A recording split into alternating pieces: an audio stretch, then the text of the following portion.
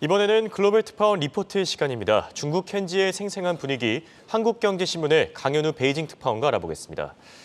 전일 중국 증시 아쉽게도 하락 마감했는데 특징적인 부분들 짚어주시죠.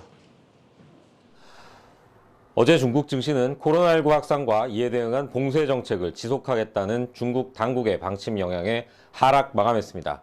상하이 종합지수는 0.19%, 선전 성분지수는 0.34% 내렸습니다. 홍콩 항생지수도 하락세가 이어졌습니다. 홍콩 증시를 통한 외국인 자금의 본토 주식 거래인 북향자금은 어제 45억 위안 매도 우위를 보였습니다. 이틀 연속 순매도입니다. 본토 투자자의 홍콩 주식 거래인 남향자금은 60억 위안가량 매수 우위였습니다. 21거래일 연속 순매수입니다. 본토 증시 시가총액 상위 종목 중에선 대장주 마우타이가 2%대 내렸습니다. 태양광 대장주인 룽지 그린에너지가 미국의 신장산 폴리실리콘 사용 제한 정책 때문에 내년에도 업황이 어려울 것이란 전망을 내놓으면서 2%대 하락했습니다.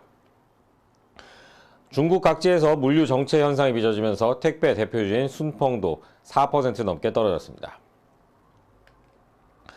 업종별로는 반도체가 3% 이상 올랐습니다. 지난달 초 미국 제재 확대에 급락했던 중국의 반도체주들은 정부 지원 확대 기대에 최근 좋은 흐름을 보이고 있습니다. 홍콩 증시에선 흡입식 코로나19 백신 보급 확대에 기대를 받고 있는 캔시노바이오가 최근 열흘 동안 3배 넘게 뛰었다가 어제는 30% 이상 폭락하는 롤러코스터 장세를 연출했습니다. 중국에서도 힘든 경제 상황이 지속되고 있는데요. 특히나 중국의 GDP에서 적잖은 비중을 차지하고 있는 부동산 시장, 침체라는 평가가 나오고 있지 않습니까? 중국 100대 부동산 개발업체의 10월 신규 주택 판매액은 5,560억 위안, 약 108조 원으로 작년 같은 달보다 28% 감소했습니다. 중국 주택 판매 감소세는 작년 7월부터 지난달까지 16개월 연속 이어졌습니다. 판매액 기준 8월 5,190억 위안에서 9월에 5,709억 위안으로 반등했다가 10월에 다시 9월보다 2.6% 줄었습니다. 전년 동월 대비 감소율 추세를 보면 5월 마이너스 59.4%에서 9월 마이너스 25.4%로 회복해 오다가 10월에 다시 떨어졌습니다. 중국 부동산 시장에서 9월은 금의 달, 10월은 은의 달로 불릴 정도로 전통적인 성수기입니다. 이 시기에 매출이 줄어든 것은 부동산 개발업체들의 실적에 상당한 영향을 줄 수 있습니다.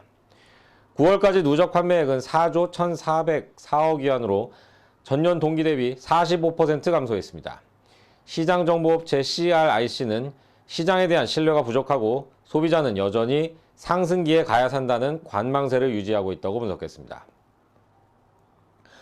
중국 GDP의 30%를 차지하는 부동산 산업의 침체가 지속되면서 중국 전체 경기도 가라앉고 있습니다. 기업들의 경기 전망을 보여주는 구매 관리자 지수 PMI는 10월에 공식과 민간 모두 기준선인 50 아래로 내려갔습니다. 국가통계국이 대형 내수 국유기업 중심으로 조사하는 공식 제조업 PMI는 49.1로 9월 50.1에서 떨어졌습니다.